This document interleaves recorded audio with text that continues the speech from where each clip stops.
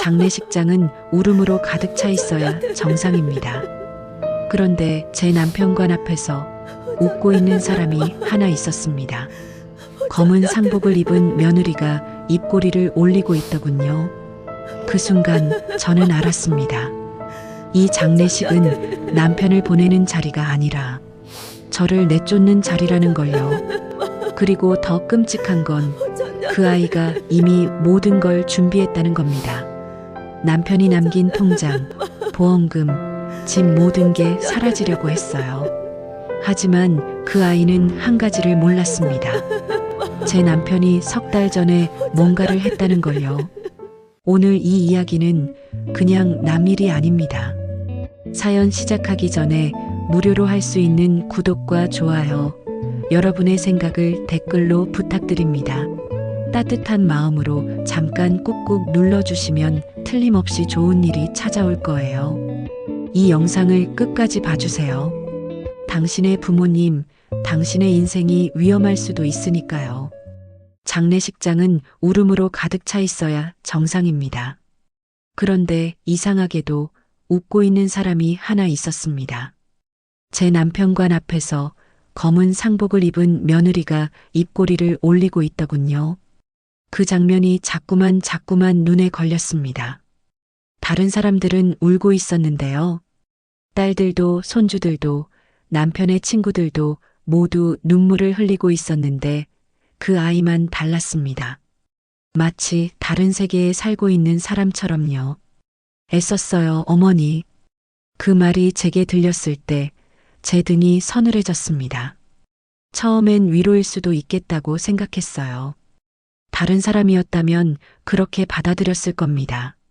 하지만 그 순간 저는 직감했습니다. 그 말에는 위로가 아니라 뭔가 다른 감정이 담겨 있다는 걸요. 마치 이제 끝났어라는 신호 같은 말이었습니다. 남편이 죽은 지 불과 몇 시간밖에 안 되었는데 어떻게 저렇게 침착할 수 있을까?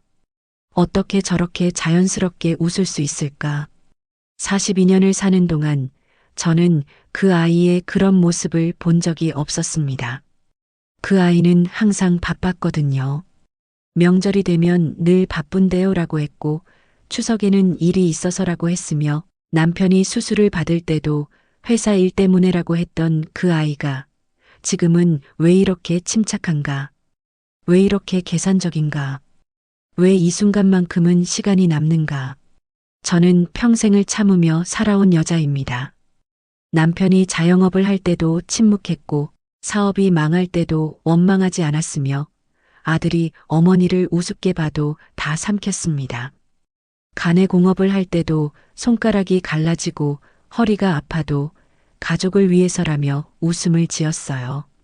하지만 이 직감만큼은 틀린 적이 없었습니다. 몸이 알아차리는 그 감각, 그 불안감. 그날 저는 알았습니다. 이 장례식은 단순히 남편을 보내는 자리가 아니라는 걸요. 이것은 제 인생이 끝나는 자리였습니다. 남편이 남긴 모든 것이 빼앗기는 자리였어요. 그리고 가장 무서웠던 건 그 모든 것을 누가 하는지 명백했다는 겁니다. 의심의 여지가 전혀 없었어요.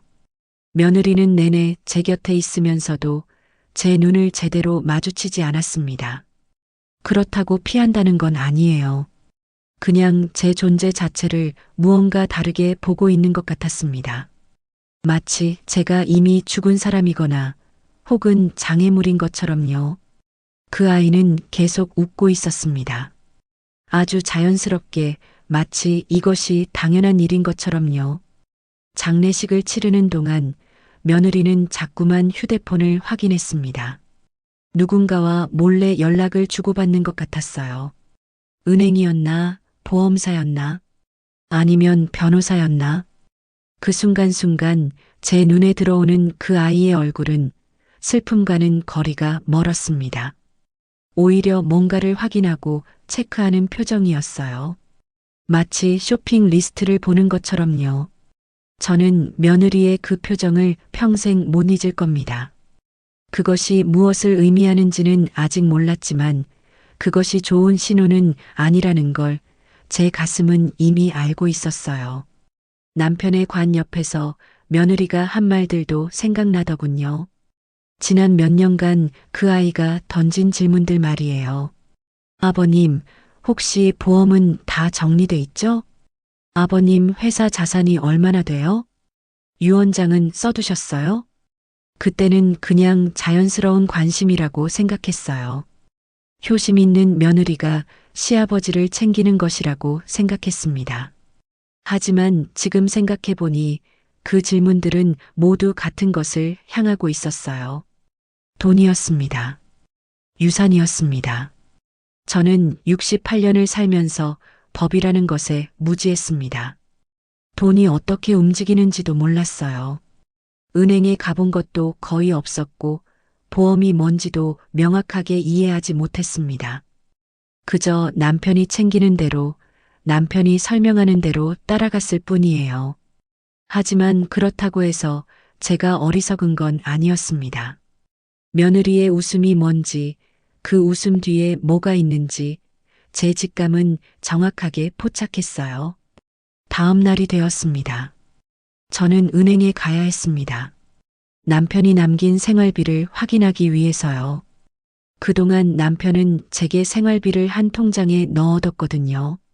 제가 필요할 때마다 쓸 수 있도록요. 그것이 제 돈은 아니었지만 제 생명줄이었습니다.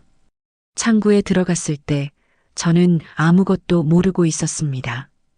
제 남편이 죽기 전에 무엇을 준비했는지, 며느리가 무엇을 노리고 있었는지, 그리고 제 인생이 얼마나 위험한 상태였는지를 말이에요.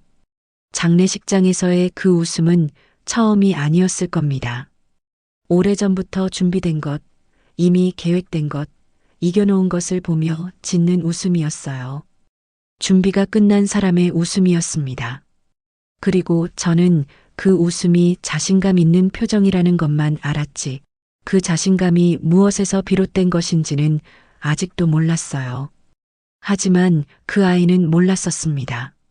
제 남편이 석 달 전에 뭔가를 했다는 걸요. 아주 조용하게, 아주 철저하게, 그리고 아주 단단하게 준비했다는 걸요. 그것이 뭐였는지는 내일이 되어야 알 수 있었습니다. 저는 며느리를 미워하지 않으려 애썼습니다. 정말 애썼어요.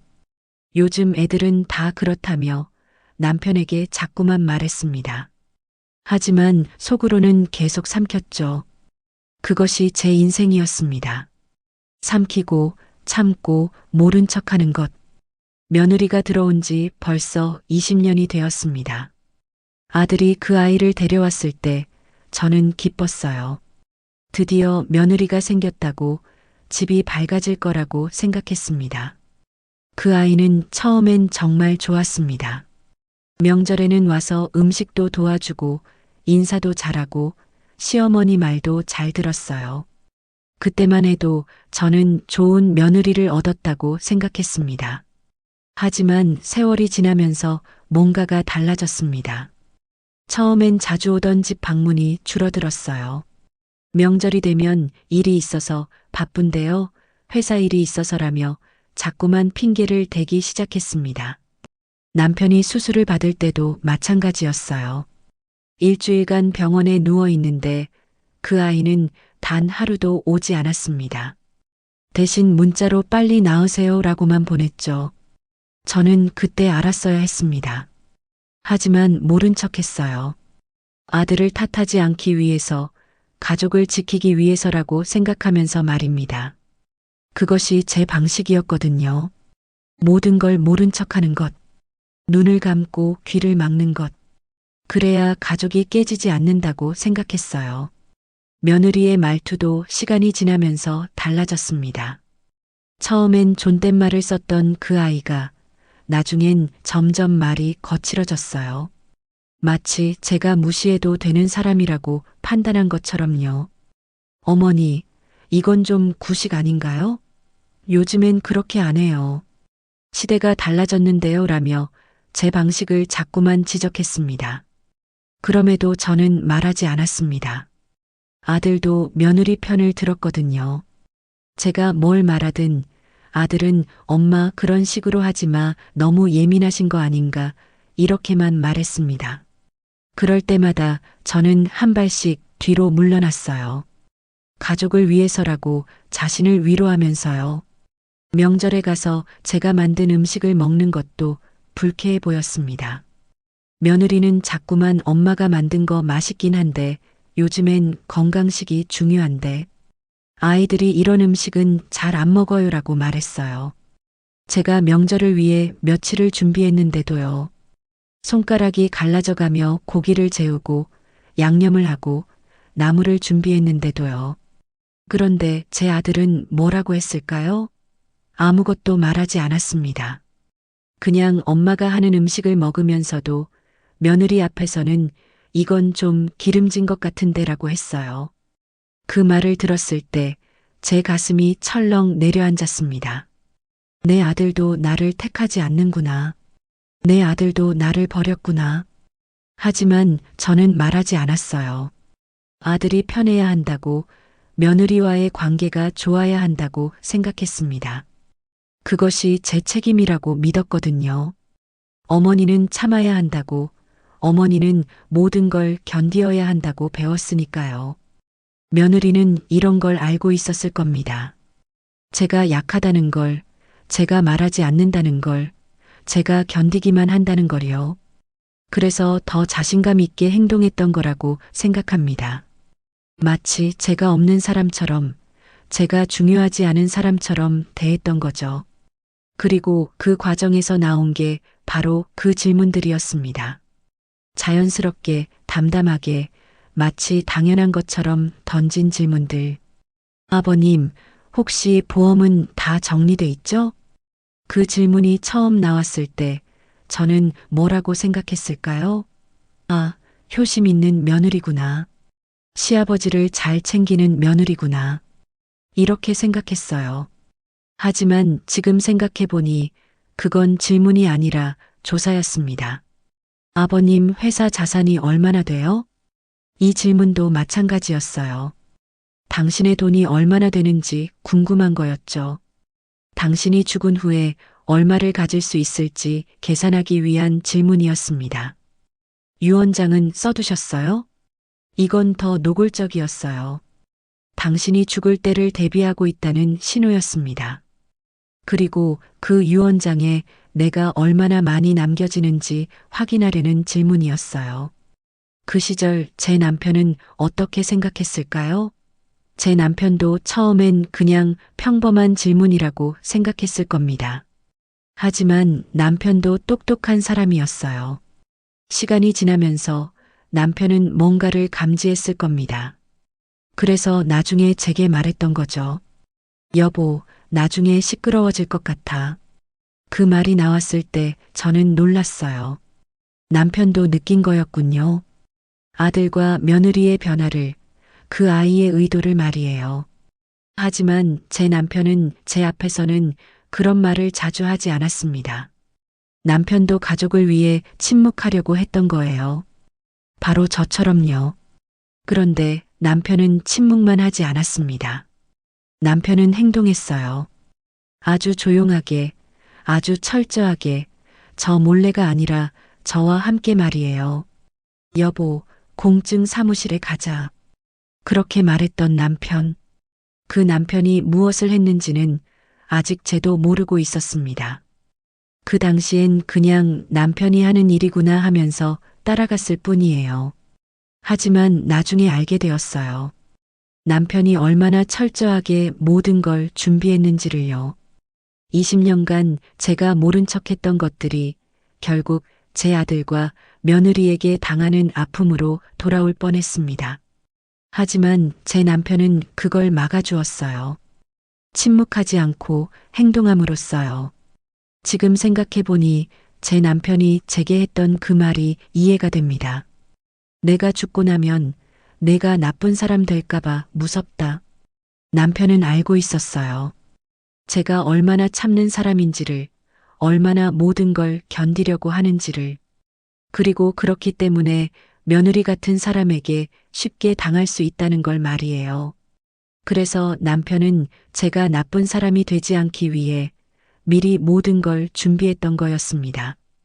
68년을 살면서 저는 법이 뭔지도 제대로 몰랐습니다. 보험이 뭔지도, 유언장이 어떻게 작동하는지도요. 그저 남편이 챙기는 대로, 남편이 말하는 대로 따라갔을 뿐이에요. 하지만 그것도 사랑이었어요. 남편이 저를 지키기 위해 준비한 사랑이었습니다. 며느리는 이 모든 걸 계산했을 겁니다. 제가 약하다는 걸, 제가 말하지 않는다는 걸, 제가 견디기만 한다는 걸요. 하지만 그 아이가 놓친 게 하나 있었습니다. 제 남편이 얼마나 저를 사랑하는지를 말이에요. 남편 장례를 치르고 다음 날 저는 은행에 갔습니다. 서둘러야 했어요.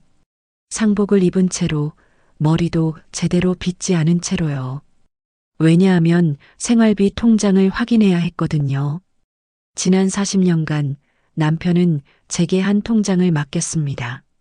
거기에는 제가 필요할 때마다 쓸 수 있도록 생활비가 들어가 있었어요. 남편이 돌아가신 지금 그 통장이 제 생명줄이었습니다. 집세도 내야 하고 장례비도 남아 있었고 앞으로의 생활도 해야 했거든요. 은행은 생각보다 밝았습니다. 형광등 아래서 사람들은 평소처럼 돈을 입금하고 출금하고 있었어요. 마치 세상이 계속 돌아가는 것처럼요. 하지만 저는 그렇지 않았습니다. 저의 세상은 어제 멈춰버렸거든요. 창구 직원은 30대 중반의 여성이었습니다. 친절한 표정으로 저를 맞이했어요. 상복을 보고는 무언가를 이해하는 듯한 눈빛을 지었습니다. 많은 사람들이 그렇게 하거든요. 상복을 보면 누군가가 죽었다는 걸 알고 자동으로 조심스러워지는 것이죠. 저는 그 직원에게 차분하게 말했습니다. 남편 이름으로 된 통장인데 생활비를 좀 확인하고 싶습니다. 간단한 요청이었어요. 남편이 돌아가신 상황에서 남편 명의의 통장에 얼마가 남아있는지 확인하는 것. 그건 당연한 권리라고 생각했습니다. 아내로서, 남편의 유족으로서요. 창구 직원은 제 말을 듣고 컴퓨터에 통장 번호를 입력했습니다. 손가락이 키보드를 누르는 소리가 들렸어요. 그리고 화면을 보더니 갑자기 표정이 바뀌었습니다. 고개를 살짝 갸웃했어요. 마치 뭔가 이상한 걸 본 것처럼요. 어머님, 이 계좌는 창구 직원이 말을 끝내지 못했습니다. 화면을 다시 확인하는 듯 했어요. 저는 그 순간 뭔가 나쁜 일이 일어났다는 걸 직감했습니다. 제 심장이 철렁 내려앉았어요. 이 계좌는 이미 상속 정리가 끝났는데요. 그 말이 나왔을 때 저는 귀를 의심했습니다. 끝났다고요? 장례식은 어제였는데요. 아직 장례비도 다 안 냈는데, 아직 남편 고향 친구들 밥값도 못 냈는데 상속이 끝났다고요? 어떻게, 언제 말입니까? 제 목소리가 떨렸어요. 창구 직원은 컴퓨터 화면을 다시 확인했습니다. 저는 그동안 서 있었어요. 상복을 입은 채로 은행의 밝은 형광등 아래서요. 기록에 따르면 어제 오후에 상속 정리가 완료되었다고 나오는데요. 어제 오후, 장례식이 끝난 지 몇 시간 후라는 뜻이었습니다. 남편의 관을 내려놓고 남편의 친구들과 인사를 나누고 제가 상복을 입은 채 앉아있을 그 시간에 누군가가 이 통장에서 손을 대고 있었다는 뜻이었어요. 혹시 제가 이 통장에서 돈을 뺄 수 있습니까? 제가 물었을 때 창구 직원의 얼굴이 더 불편해졌습니다. 어머님, 이미 상속인 변경이 완료되었다고 나오는데요. 지금 이 통장의 소유자는 아드님 성함으로 되어 있습니다. 아드님, 제 아들이었습니다. 아니, 정확히 말하면 제 아들의 이름이었습니다. 하지만 제 아들이 이걸 한 건 아니었어요. 제 아들은 그런 일을 할 수 없는 사람입니다. 우유부단한 그 아이가 밤새 변호사를 찾아다닐 리가 없었거든요. 그러면 누가 했을까요? 제 입술이 떨렸습니다. 장례식장에서의 그 웃음이 떠올랐어요. 며느리의 웃음이 말이에요. 그 웃음이 뭐였는지 이제 알 것 같았습니다. 이미 모든 게 끝났다는 신호였어요. 승리의 웃음이었습니다. 혹시 누가 이 일을 진행했는지 알 수 있을까요? 저는 필사적으로 물었습니다. 창구 직원은 다시 화면을 확인했어요. 기록상으로는 아드님이 직접 오셔서 진행하신 걸로 나와 있습니다. 제 아들이 장례식을 치르는 그 와중에 통장을 옮기는 일을 했다는 뜻이었습니다. 아니면 장례식이 끝난 직후예요. 아들이 아니면 아들의 아내가 아들의 통장 비밀번호를 알아내서 그렇게 했을 가능성도 있었어요. 생각해보니 며느리는 이미 제 아들의 모든 걸 알고 있었을 겁니다. 아들의 통장 비밀번호도 신분증도 은행 방문할 때의 서명도요. 20년을 함께 산 부부인데 그렇지 않겠어요. 그럼 이 돈은 언제 찾을 수 있습니까? 창구 직원이 답했습니다. 상속 정리가 완료되었으니 상속인 변경이 필요한 상황입니다. 법적으로 문제가 있으면 변호사와 상담하셔야 합니다. 변호사. 또 다른 돈이 들어간다는 뜻이었어요. 저는 68년을 살면서 변호사를 만난 적이 거의 없었습니다. 법이 뭔지도 명확하게 모르는 제가 지금 변호사가 필요하다는 뜻이었습니다. 은행을 나왔을 때 저는 한참을 서 있었습니다. 밝은 햇빛이 내려쬐고 있었어요. 서울의 겨울 햇빛이었습니다. 따뜻하면서도 어떤 위로도 없는 햇빛이었어요. 제 남편이 죽은 지 1일, 제 생활비 통장이 없어진 지 1일, 제가 거리의 노숙자가 될 가능성이 생긴 지 1일, 모든 게 너무 빨랐습니다. 너무나 계획적이었어요. 마치 예전부터 준비된 것처럼요. 그때 떠올랐던 게 지난 몇 년간 며느리가 던졌던 질문들이었습니다. 아버님, 혹시 보험은 다 정리돼 있죠? 아버님 회사 자산이 얼마나 돼요? 유언장은 써두셨어요? 그리고 더 떠올랐던 건 남편이 말했던 말이었어요. 여보, 나중에 시끄러워질 것 같아. 남편은 알고 있었구나. 이런 일이 일어날 거라는 걸 말이에요. 그래서 공증 사무실에 가자고 했던 거구나. 하지만 통장은 이미 없었습니다. 남편이 남겨두려고 했던 것도 가져가 버렸어요. 공증으로 준비한 유언장이 남편이 준 마지막 방어벽이 될 거라는 걸 저는 그제야 깨달았습니다. 68년을 살면서 저는 은행에서 이렇게 절망감을 느껴본 적이 없었습니다. 형광등 아래서 친절한 창구 직원 앞에서 제 돈이 아니라는 걸 통보받은 적이 없었거든요. 하지만 이것이 끝이 아니었습니다. 이건 시작에 불과했어요. 더 큰 전쟁이 시작되려고 하고 있었습니다. 그리고 그 전쟁에서 제 남편이 남겨놓은 것들이 쟤를 지켜줄 유일한 무기가 될 거라는 걸 저는 아직도 몰랐습니다. 장례식장에서의 그 웃음 뒤에는 모든 게 계획되어 있었어요. 마이너스 마이너스 마이너스. 자수 확인 약 2,950자. 은행을 나온 그 저녁 저는 며느리에게 전화를 했습니다. 손이 떨렸어요. 목소리도 떨렸을 겁니다. 하지만 제가 해야 할 일이었습니다. 진실을 확인해야 했거든요. 이게 무슨 말이니? 제 목소리에는 분노보다는 두려움이 더 가득 차 있었습니다. 제가 무엇을 묻는 건지 며느리도 알 거라고 생각했어요. 통장 이야기를 말이에요. 그러자 며느리는 아주 담담하게 말하더군요. 아버님이 미리 다 해두셨어요. 그 말이 뭐라는 겁니까? 미리 다 해두셨다고요? 내 남편이 내 몰래 아들 통장에다 뭔가를 해뒀다는 뜻인가요? 뭘 했다는 거야? 내가 모르게. 제 목소리가 더 높아졌어요. 하지만 며느리의 말투는 변하지 않았습니다. 마치 제가 진정하기를 기다리는 듯한 침착함으로 말했어요. 어머니는 걱정 안 하셔도 돼요. 다 법대로예요. 법대로요. 그 말이 제 가슴을 철렁하게 했습니다.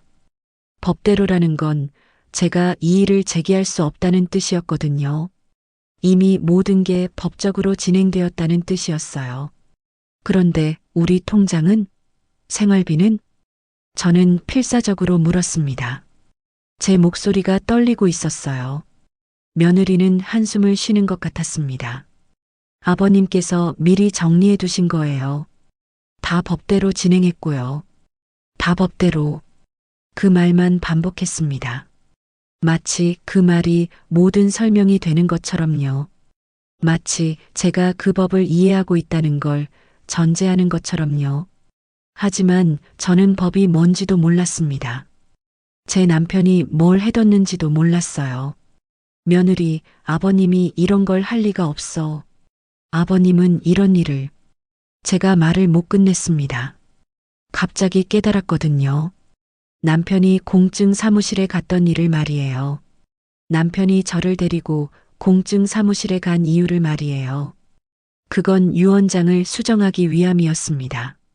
그런데 그것도 아들 통장 이야기와는 별개였어요.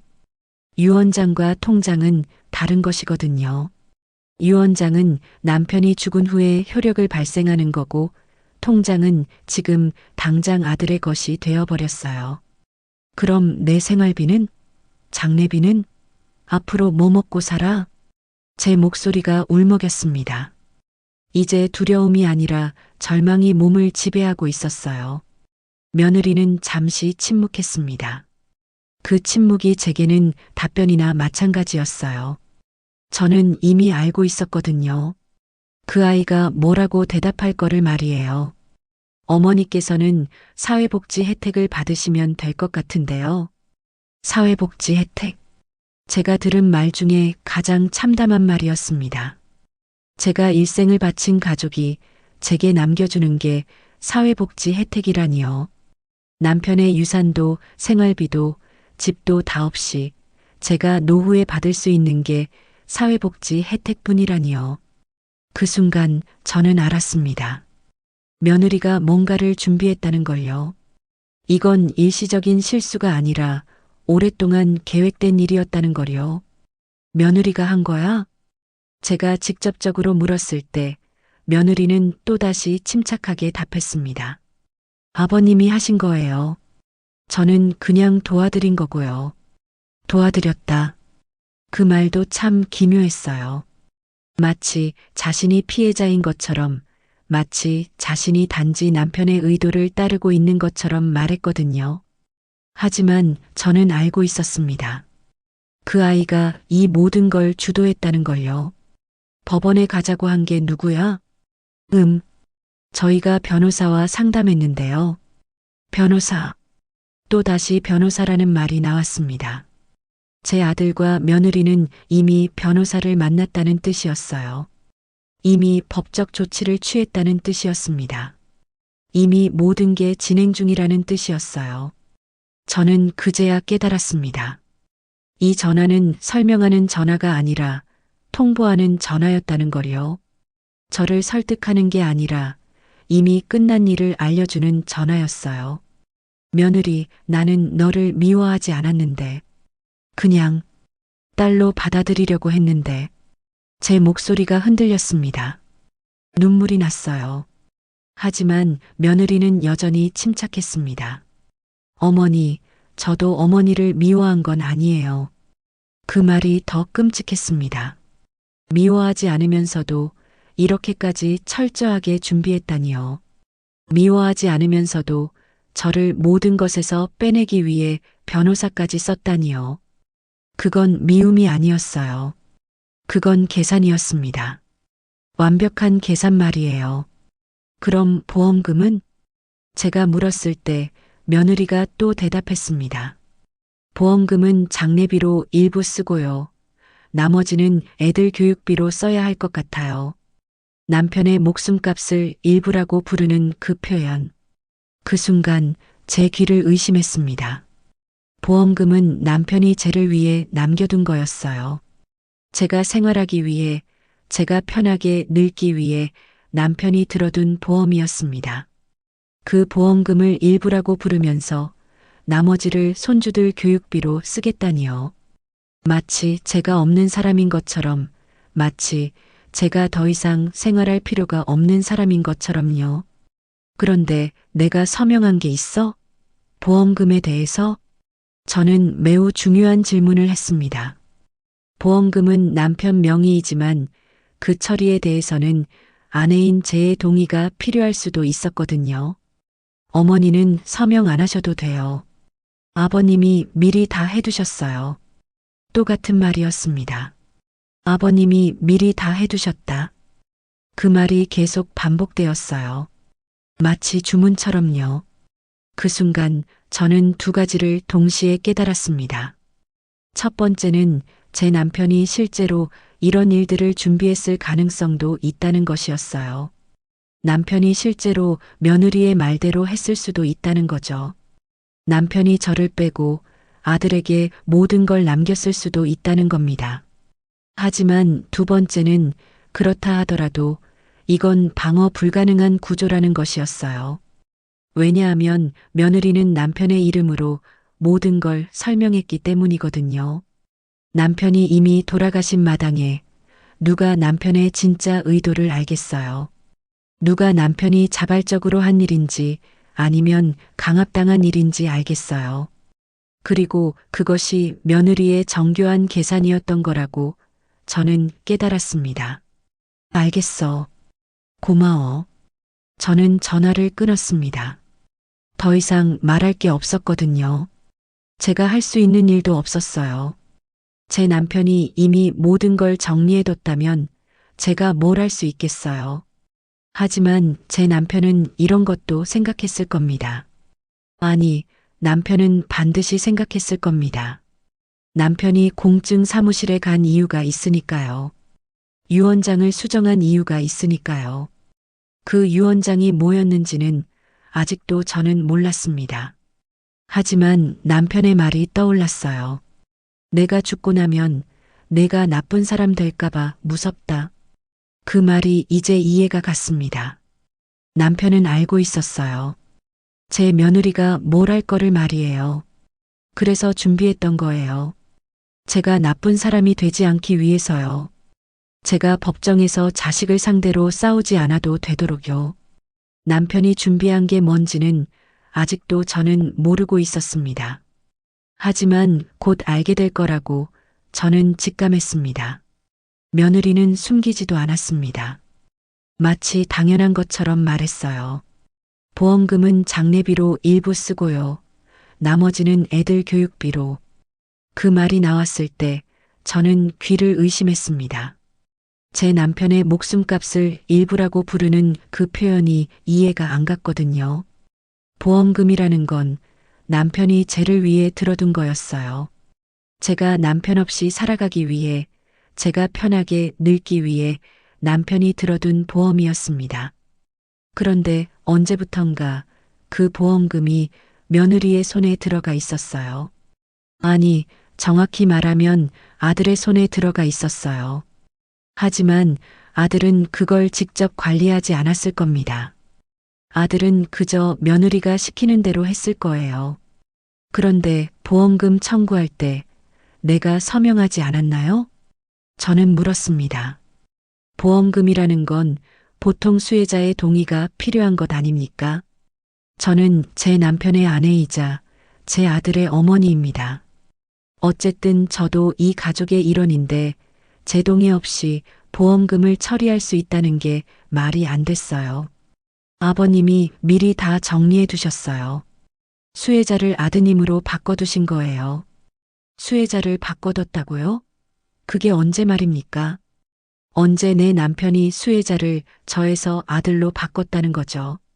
저는 남편이 그런 일을 했을 리가 없다고 생각했어요. 남편은 항상 저를 챙기는 사람이었거든요. 명절에 용돈을 챙겨주고 병원에 가는 날도 차를 태워주고 제가 추워 보이면 옷을 사다 주던 그 남편이 어떻게 보험금 수혜자를 제가 아닌 아들로 바꿨다는 건가요? 하지만 깨달았습니다. 남편이 한 게 아니라 누군가가 남편의 이름으로 한 일일 수도 있다는 거요. 혹은 남편이 실제로 했지만 우리 아들이 처한 상황 때문에 어쩔 수 없이 한 일일 수도 있다는 거요. 생각해보니 며느리는 보험 설계사였어요. 보험이 뭔지, 어떻게 처리하는지, 누가 수혜자가 될 수 있는지를 다 알고 있는 사람이었습니다. 그런 여자가 제 남편에게 접근해서 뭔가를 설득했을 가능성은 충분했어요. 혹은 더 노골적으로 제 남편을 강압했을 수도 있었습니다. 당신이 죽으면 아내한테 다 줄 거야? 우리 아이들은 어떻게 되냐는 식으로요. 그렇게 되면 순한 남편이라도 마음이 흔들릴 수 있었어요. 그럼 보험금이 얼마인데요? 저는 물었습니다. 적어도 얼마가 빠져나갔는지는 알아야 했거든요. 며느리가 말했습니다. 보험금은 2억 정도 되는데요. 장례비와 세금으로 일부를 쓰고 나머지는 아이들 교육비와 전세금으로 2억. 제 귀를 의심했습니다. 2억 원이라니요. 내 남편이 내 몰래 2억 원을 아들 몫으로 돌려뒀다니요. 제가 노후에 쓸 돈이 이미 다 빠져나갔다니요. 그 돈이 없으면 제가 어떻게 살아야 하는지를 생각해 봤습니다. 제가 68세인데 앞으로 30년을 더 살아야 할 수도 있는데 2억 원이 없으면 어떻게 되는가를 말이에요. 그런데 그 돈을 아이들 교육비에 쓴다니 그게 법적으로 문제가 되지 않나요? 저는 물었습니다. 보험금은 수혜자가 정해졌다 하더라도 그 돈의 사용처에는 어떤 책임이 있지 않나 싶었거든요. 아니에요. 수혜자가 그 돈을 어떻게 쓰든 그건 자유예요. 법적으로 아무 문제가 없어요. 법적으로 아무 문제가 없다. 그 말을 들었을 때 저는 얼마나 깊은 구렁텅이에 빠져 있는지 깨달았습니다. 법이라는 건 생각보다 무섭고 냉정한 것이었어요. 법은 정의를 지켜주는 게 아니라 계획을 세운 사람을 지켜주는 것 같았습니다. 그럼 내 통장은? 내가 생활할 돈은?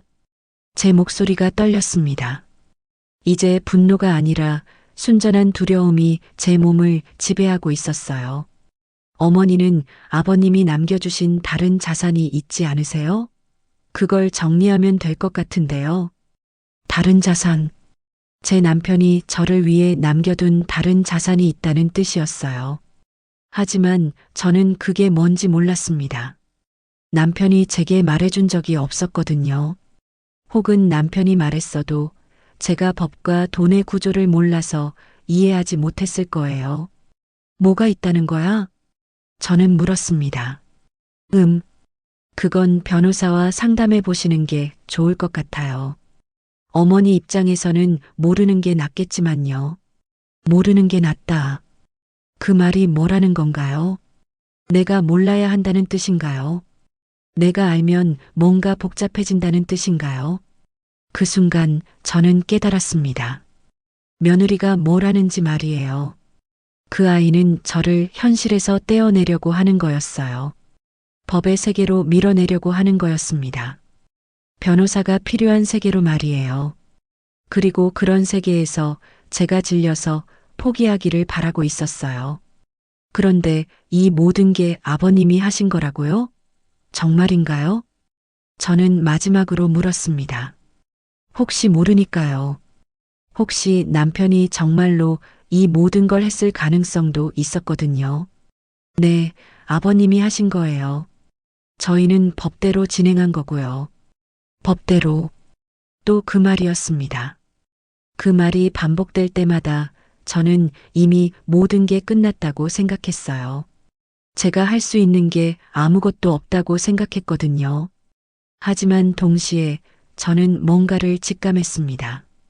이게 완벽한 계획이 아니라는 걸요. 이게 완벽하려면 아무도 저한테 설명하지 말았어야 했어요. 아무도 제 남편이 뭘 했는지 말해줬으면 안 됐어요. 그런데 왜 며느리는 이렇게 자세하게 설명했을까요? 마치 자신이 이겼다고 자신하는 듯이요. 마치 제가 아무것도 할 수 없다고 확신하는 듯이요. 그건 아마도 그 아이가 생각하지 못한 것이 뭔가 있었기 때문일 거예요. 제 남편이 보험금만 준비하지 않았다는 것, 유언장도 있었다는 것, 그리고 그 유언장이 며느리가 생각하는 것보다 훨씬 더 강력할 수도 있다는 것. 저는 그제야 남편의 침착함을 이해했습니다. 남편이 왜 그토록 차분하게 공증 사무실에 갔는지를요. 남편이 왜 제게 나중에 시끄러워질 것 같아라고 말했는지를요. 남편은 이미 알고 있었어요. 며느리가 무엇을 할 것인지를요. 그리고 그것에 대한 대비책을 이미 마련해뒀다는 것을요. 보험금은 이미 빠져나갔습니다. 생활비 통장도 이미 없어졌어요. 하지만 제 남편은 그것만으로는 충분하지 않다고 생각했을 겁니다. 남편은 더 강한 무기를 준비했을 거라고 저는 확신했습니다. 그 무기가 뭔지는 아직도 저는 몰랐습니다. 하지만 곧 알게 될 거라고 저는 느꼈습니다. 며느리는 자신이 다 이겼다고 생각했겠죠. 유언장도 보험도 집도 모든 게 자신의 손에 들어왔다고 생각했을 겁니다. 그 아이의 목소리에는 자신감이 가득 차 있었거든요. 마치 체스 게임에서 상대방의 왕을 꺾어 놓은 사람처럼요. 하지만 딱 하나 그 아이가 몰랐던 게 있었습니다. 제 남편은 저 몰래 아무것도 하지 않았다는 것. 생각해보니 말이 되지 않았거든요. 제 남편이 저를 빼고 아들에게만 모든 걸 남긴다니요. 제 남편이 제 생활을 걱정하지 않고 제가 나중에 거리에 나앉도록 준비한다니요. 그건 제가 아는 남편의 성격이 아니었어요. 제 남편은 평생을 제 옆에서 살아온 사람이었습니다. 제가 감기에 걸리면 밥을 챙겨주고 제가 외로워하면 손을 잡아주던 그 남편이 어떻게 제가 노후에 남겨질 걸 알면서도 아무것도 준비하지 않겠어요. 제 남편은 도덕적인 사람이었어요. 법도 지키지만 그보다 더 중요한 게 사람의 도리라고 생각하는 사람이었습니다. 그런 남편이 자신의 아내를 버린다? 그건 말이 안 됐어요. 그렇다면 며느리가 말한 게 거짓일 가능성도 있었습니다. 혹은 반은 진실이고 반은 거짓일 수도 있었어요. 아니면 제 남편이 강압당했을 수도 있었습니다. 하지만 어쨌든 제 남편은 분명히 공증 사무실에 갔었습니다. 저와 함께요. 그리고 거기서 뭔가를 했습니다. 유언장을 수정했습니다. 그 유언장이 뭐였을까요? 제 남편이 뭘 준비했을까요? 이제 생각해보니 처음부터 이상했어요. 며느리가 너무 자세하게 설명을 했다는 게 말이에요. 아, 이건 뭔가 빠뜨린 게 있다는 신호였어요. 완벽한 범죄라면 절대 이렇게 설명하지 않았을 거였어요. 여느 사기꾼들도 그렇지 않습니까? 다 계획했으면 조용히 빠져나갑니다. 하지만 며느리는 왜 이렇게 자세하게 설명했을까요? 마치 자신이 이겨놨다고 자신하는 듯이요. 마치 제가 아무것도 할 수 없다고 확신하는 듯이요. 그건 아마도 그 아이가 생각하지 못한 것이 뭔가 있었기 때문일 거예요. 제 남편이 보험금만 준비하지 않았다는 것, 유언장도 있었다는 것, 그리고 그 유언장이 보험금을 무효화할 수 있는 뭔가를 담고 있을 수도 있다는 것. 공증 유언장이라는 게 뭔지 저는 이제 알게 됐습니다. 인터넷에서 찾아보고 사람들에게 물어보고 변호사 사무실에 가보니까요. 공증 유언장은 가장 강력한 유언장이었어요.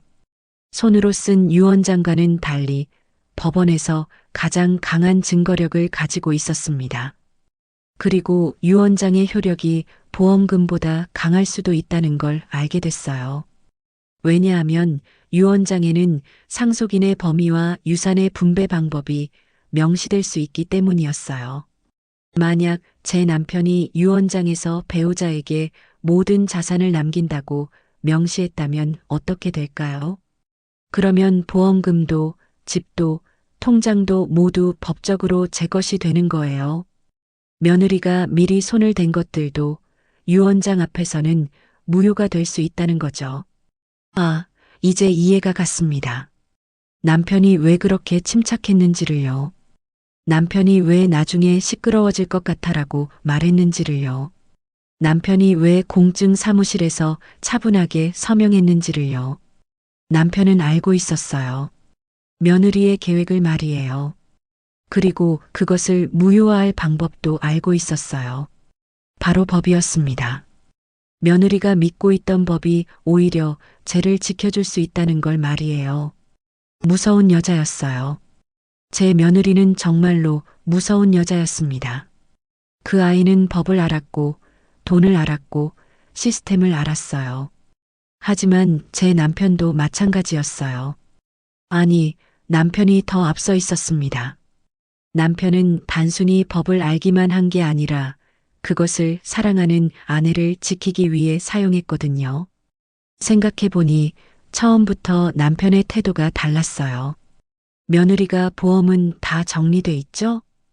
회사 자산이 얼마나 돼요? 유언장은 써두셨어요? 라고 물었을 때 남편은 답변하지 않았습니다. 그냥 조용히 있었어요. 하지만 그 다음은 달랐습니다. 여보, 공증 사무실에 가자. 남편이 먼저 제게 말했어요. 쟤를 데리고 공증 사무실에 갔어요. 그곳에서 뭔가를 했어요. 그건 도망이 아니라 준비였습니다. 미리 준비하는 방어였어요. 생각해보니 남편이 얼마나 똑똑했는지 알 수 있었어요. 남편은 며느리의 계획을 감지했고 그것에 앞서서 방어선을 쳤던 거예요. 마치 장수가 적군의 침략을 예상하고 성을 보수하는 것처럼요. 그리고 제 남편은 또 다른 것도 생각했을 겁니다. 제가 무엇을 원하는지를요. 제가 법정에 나가기를 원하지 않는다는 걸 말이에요. 제 아들과 싸우기를 원하지 않는다는 걸요. 제가 그냥 조용히 살아갈 돈이 필요하다는 걸요. 그래서 남편은 내가 죽고 나면 내가 나쁜 사람 될까봐 무섭다고 말했던 거예요. 남편은 제가 그 아이와 싸우지 않기를 바랐어요. 그래서 미리 준비했던 거예요. 제가 나쁜 사람이 되지 않아도 되도록 법이 쟤를 지켜주도록 말이에요. 제 남편은 68년을 함께 산 아내의 모든 걸 알고 있었어요. 제가 싸우기를 좋아하지 않는다는 걸, 제가 가족을 위해 자신을 희생하는 사람이라는 걸, 제가 법이 필요하지만 동시에 평화가 필요하다는 걸요. 그래서 준비했던 거였어요. 법적으로 완벽하게 제 아들과 싸우지 않아도 되도록 그냥 유언장 하나로 모든 게 해결되도록요. 며느리는 생각했을 거예요. 남편이 아내를 버렸다고, 남편이 자신을 선택했다고, 남편이 자신의 도움을 받아서 남편의 재산을 다시 분배했다고요. 하지만 그건 표면입니다. 깊은 곳에서 남편은 뭔가를 했어요. 아내를 지키기 위해요. 며느리가 자신감 있게 말했던 그 모든 것들, 그것들이 법적으로 뒤집힐 수 있다는 걸 남편은 알고 있었어요. 유언장 하나로, 공증인의 서명과 도장 하나로 그 모든 게 무효가 될 수 있다는 걸요. 그런데 여기서 또 다른 문제가 생겼어요. 제 남편이 정말로 유언장에서 저에게 모든 걸 남겼을까요? 아니면 며느리가 말한 게 완전히 거짓일까요? 생각해보니 저는 아직도 그 유언장을 본 적이 없었어요. 공증 사무실에 가서 뭔가를 했지만 그게 뭐였는지는 정확히 몰랐거든요. 남편은 제 앞에서 내용을 자세히 말해주지 않았어요. 남편이 왜 그럴 수도 있었는지 이제 이해가 갔습니다. 저는 법이 복잡할 것 같아서 겁낼 수도 있었거든요. 저는 남편이 뭘 준비했는지 알면 그것 때문에 복잡한 감정을 가질 수도 있었어요. 그래서 남편은 제게 말하지 않았던 거예요. 대신 남편은 제게 말했습니다. 여보, 나중에 문제가 생기면 변호사를 만나봐. 그게 전부였어요. 그 말 하나로 충분했습니다. 제가 문제가 생겼을 때 변호사를 만나면 모든 게 풀린다는 뜻이었거든요. 이제 저는 알았습니다. 제 남편이 뭔가를 준비했다는 걸요. 그것이 뭔지는 정확히 모르지만 그것이 쟤를 지켜줄 수 있다는 걸요. 며느리가 모르는 게 하나 있었어요. 제 남편이 얼마나 똑똑하다는 거였어요. 그리고 그 남편이 자신의 아내를 사랑하는 방식이 얼마나 깊고 촘촘하다는 거였어요. 유언장 하나로 모든 걸 정리할 수 있다는 것을 남편은 알고 있었어요. 그리고 그것은 이미 공증사무실에 등록되어 있었어요. 며느리는 그것을 알지 못하고 있었어요. 남편은 죽기 석 달 전 저와 함께 공증사무실에 갔습니다. 제가 그걸 정확히 기억하는 이유는 그날 남편이 제게 한 말 때문입니다. 여보, 나중에 시끄러워질 것 같아. 그 말이 왜 그렇게 마음에 걸렸는지 이제 알겠어요. 남편은 이미 알고 있었어요. 며느리가 뭘 할 건지를 말이에요. 그래서 미리 준비하러 가는 거였어요. 공증 사무실은 생각보다 깔끔했습니다. 법률 서류들이 가득한 책장과 차분한 분위기의 책상. 공증인은 50대 초반의 남성이었어요. 차분한 표정으로 저희를 맞이했습니다. 유언장을 작성하시겠군요? 공증인이 물었을 때 남편이 차분하게 대답했습니다. 네, 유언장을 수정하려고 합니다. 수정이라는 말이 중요했어요. 이건 새로 만드는 유언장이 아니라 이미 있던 유언장을 수정하는 거였어요. 그건 뭔가를 이미 준비했었다는 뜻이었습니다. 공증인이 물었습니다. 기존 유언장이 있으신가요? 남편이 조용히 서류를 꺼냈어요. 얇은 봉투 안에 들어있는 유언장이었습니다. 제가 본 건 그게 처음이었어요. 제 남편이 이미 유언장을 가지고 있었다는 것을 몰랐거든요. 그 순간 제 마음이 철렁했습니다. 남편이 얼마나 오래전부터 준비했다는 뜻인가요? 제가 모르는 사이에 남편이 얼마나 많은 것을 생각했다는 뜻인가요? 공증인이 기존 유언장을 읽어 내려갔습니다. 그리고 가끔씩 눈썹을 올렸어요. 마치 뭔가 이상한 걸 본 것처럼요. 기존 유언장에서는 모든 자산을 아드님께 남기는 걸로 되어 있네요.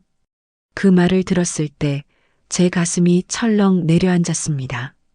모든 자산을 아들에게, 제 남편이 제 몫을 아들에게 줄 생각을 했다는 뜻인가요? 하지만 남편은 침착했습니다. 그걸 바꾸고 싶습니다. 배우자에게 모든 자산을 남기는 걸로요. 배우자에게. 그건 저였어요. 제 남편이 제게 모든 걸 남기겠다는 뜻이었습니다. 공증인이 다시 물었습니다. 그렇다면 아드님은요? 배우자가 사망한 후에 상속하도록 하겠습니다. 배우자가 사망한 후에, 즉, 제가 먼저 죽은 후에 아들이 받는다는 뜻이었어요.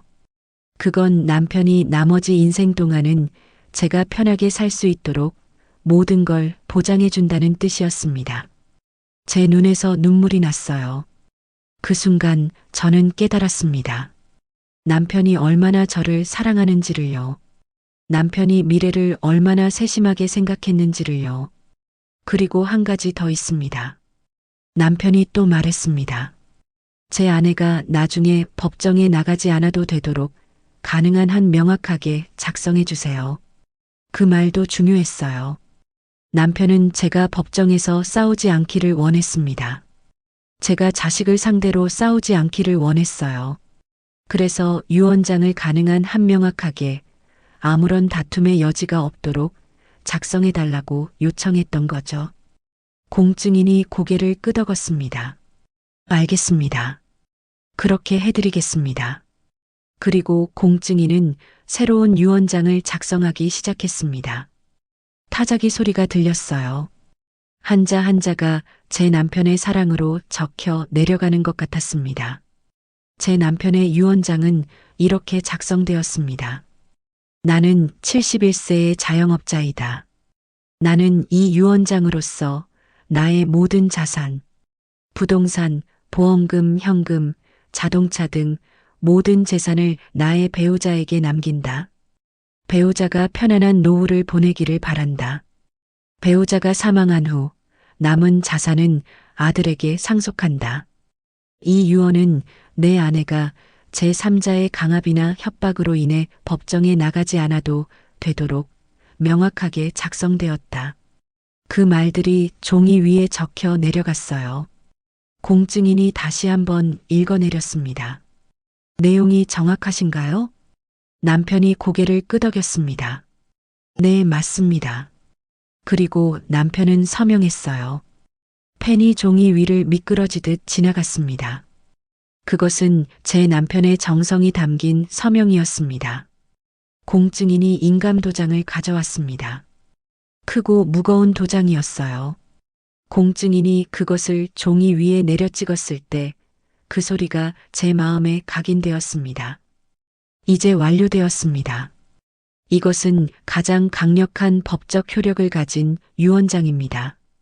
가장 강력한 법적 효력. 그 말이 저를 안심시켰습니다. 남편은 그날 집에 오면서 제게 말했습니다. 여보, 나중에 뭔가 문제가 생기면 변호사를 만나봐. 그럼 다 해결될 거야. 그게 전부였어요. 남편은 더 이상 설명하지 않았습니다. 제가 걱정하지 않기를 바랐을 겁니다.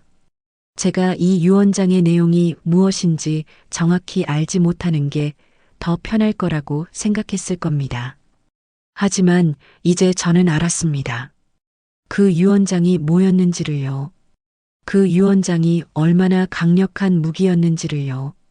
공증 유언장이라는 건 가장 강력한 증거력을 가진 유언장이었어요. 법원에서 가장 신뢰하는 유언장이었습니다. 그리고 그 유언장에는 남편의 진심이 담겨 있었어요. 배우자가 편안한 노후를 보내기를 바란다.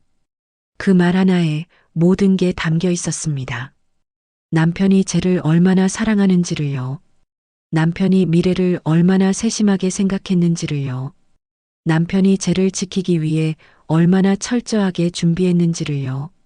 며느리가 한 모든 일, 통장을 옮기고 보험금을 받고 아들을 조종한 모든 일들이 이 한 장의 종이 앞에서는 무효가 될 수 있었어요. 공증 유언장은 법원에서 가장 강한 것이었으니까요. 그리고 그 유언장은 이미 공증사무실에 등록되어 있었어요. 그 어느도 변경할 수 없도록 말이에요. 남편은 석 달 전부터 모든 걸 준비했습니다. 며느리의 움직임을 감지하고 그것에 앞서서 방어선을 쳤어요. 도망이 아니라 적극적인 방어였습니다. 내가 죽고 나면 내가 나쁜 사람 될까봐 무섭다. 그 말이 이제 이해가 갑니다. 남편은 제가 나쁜 사람이 되지 않기를 바랐어요. 제가 자식을 상대로 법정에 나서지 않기를 원했어요. 그래서 미리 준비했던 거예요. 제가 나쁜 사람이 되지 않아도 되도록 그냥 유언장 하나로 모든 게 해결되도록 말이에요. 그것이 제 남편의 사랑이었습니다. 법적 무기가 아니라 사랑으로 싸운 거였어요. 그리고 그 사랑은 어떤 계획도 뚫을 수 없었어요. 법원에서 며느리를 다시 만났습니다. 그곳은 장례식장도 아니고 제 집도 아니었어요. 그곳은 법의 세계였습니다. 그리고 그곳에서는 제 남편이 준비한 것들이 빛을 발했어요. 변호사는 제 편이었습니다. 제가 찾은 변호사는 이 사건을 한눈에 파악했어요. 유언장이 있으시다니 다행입니다. 공증 유언장이면 가장 강력한 효력을 가집니다. 보험금의 분배, 통장의 처리, 모든 것이 이 유언장으로 설명할 수 있어요. 변호사는 제 편에서 제 권리를 설명해 주었습니다. 며느리와 아들의 변호사는 놀라는 표정을 지었어요. 그들은 유언장이 있을 거라고 예상하지 못했던 겁니다. 이건 공증 유언장이라고요? 아들의 변호사가 물었습니다. 제 변호사가 답했어요. 네, 공증인 앞에서 작성된 가장 강력한 법적 효력을 가진 유언장입니다. 법원 복도에서 제 아들이 며느리에게 물었습니다. 이게 뭐야? 아버지가 유언장을 다시 만들었다고? 며느리의 얼굴이 창백해졌어요. 이제야 깨달았던 거죠. 자신이 뭔가 놓쳤다는 걸 말이에요. 자신의 계획에 뭔가 더 큰 것이 있었다는 걸요. 이건 불가능해. 아버님이 그런 거 하시지 않았어. 하지만 제 변호사는 차분하게 공증 유언장을 펼쳐 보였습니다. 공증 사무실에 기록이 있습니다. 석 달 전 공증인 앞에서 작성되었고 공증 도장이 찍혀 있습니다. 공증 도장. 그것은 거짓이 있을 수 없는 표시였어요. 그것이 찍혀 있다는 것은 공증인이 모든 절차를 확인했다는 뜻이었습니다. 법원에 가서 판사는 두 유언장을 비교했습니다. 하나는 아들의 이름으로 모든 자산을 남기는 유언장이었어요. 그리고 다른 하나는 배우자의 이름으로 모든 자산을 남기는 유언장이었습니다. 판사가 물었습니다. 두 개의 유언장이 있는데 어느 것이 나중에 작성되었습니까? 제 변호사가 답했습니다. 나중에 작성된 것은 배우자 명의의 유언장입니다. 공증사무실의 기록으로 확인할 수 있습니다. 나중에 작성된 유언장은 나중 유언장이 효력을 가집니다. 그건 법의 원칙이었어요. 그래서 제 남편이 나중에 수정한 유언장이 법적 효력을 가지는 거였습니다. 그 순간이 왔습니다. 판사가 입을 열었습니다. 법정의 모든 사람들이 숨을 참았어요. 이 유언장은 유효합니다. 피상속인의 명확한 의사가 담겨 있고 공증 절차를 거쳤으므로 이 유언장에 따라 유산 분배가 이루어져야 합니다. 그 순간 법원의 복도에서 며느리의 얼굴이 완전히 굳어졌습니다. 그 얼굴이 장례식장에서 웃던 얼굴과는 너무나 달랐어요. 그곳에는 자신감도 승리감도 없었습니다. 있는 건 절망뿐이었어요. 모든 계획이 무너지는 순간에 그 얼굴이 말해주고 있었어요. 아들도 마찬가지였습니다. 제 아들은 제 눈을 마주칠 수 없었어요. 자신이 어머니를 배신했다는 걸 깨달았을 겁니다. 어머니, 아들이 말을 꺼냈습니다. 미안합니다. 제 아들의 그 말 한마디가 모든 것을 말해주고 있었어요. 아들도 자신이 뭔가 잘못되었다는 걸 알고 있었던 거죠. 아들도 어머니를 배신했다는 죄책감을 가지고 있었던 겁니다. 저는 제 아들을 미워하지 않았어요. 애초부터 미워할 수도 없었습니다. 그 아이는 피해자이기도 했거든요. 며느리의 협박과 조종에 당한 피해자였어요. 괜찮아. 너도 어려웠을 거야. 제 아들에게 말해주었습니다. 모성애라는 건 그렇게 쉽게 사라지지 않는 거였어요. 설령 배신당했더라도 그 아이가 제 아들이라는 사실은 변하지 않았습니다. 하지만 이상하게도 제 마음은 전혀 시원하지 않았습니다. 법원에서 이겼지만 그것이 제 마음을 치유하지 못했거든요. 남편은 돌아오지 않았습니다. 그것이 가장 슬픈 일이었어요. 자식은 여전히 먼 느낌이었습니다. 법적으로는 제가 이겼지만 가족으로서는 뭔가 깨져버렸어요. 그리고 돈도, 집도, 보험금도 이제 제 것이 되었습니다. 하지만 그것들이 제게 할 수 있는 일은 제 혼자만 살아가게 하는 것뿐이었어요. 제가 편하게 늙게 하는 것뿐이었습니다. 제 남편이 남겨주신 것들이었어요. 제가 혼자가 아니라는 증명이었습니다. 하지만 그래도 제 마음은 자꾸만 무거웠습니다. 법원에서 나올 때 며느리는 제 앞에 섰습니다. 그곳에는 아무도 없었어요. 변호사들도 이미 떠나 있었고 아들도 멀리 있었습니다. 어머니, 미안합니다. 며느리가 말했습니다.